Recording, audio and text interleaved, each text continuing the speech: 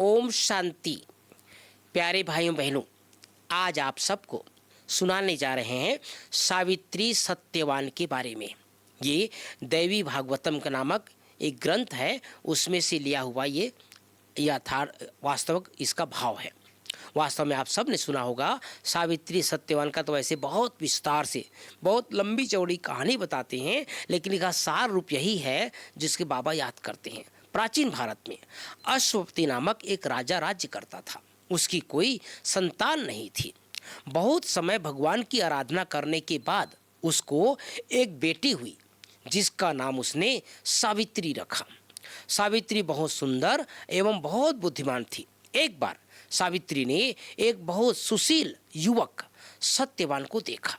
वह अपने बूढ़े व अंधे पिता, जिसने अपना राज्य खो दिया था, कि बहुत श्रद्धा से सेवा कर रहा था। सावित्री को सत्यवान की पितृभक्ति व श्रद्धा बहुत अच्छी लगी। उसने सत्यवान से विवाह कर लिया, परंतु विवाह के 1 साल में ही सत्यवान की मृत्यु हो गई। अपनी बुद्धिमत्ता द्वारा उसने धर्मराज से भी अपने पति के प्राण वापस लेकर उसे पुनः जीवित कर दिया। इस तरह से ये कहानी बहुत विस्तार है, लेकिन सार में यही है कि सावित्री सत्यवान को जानना आवश्यक है।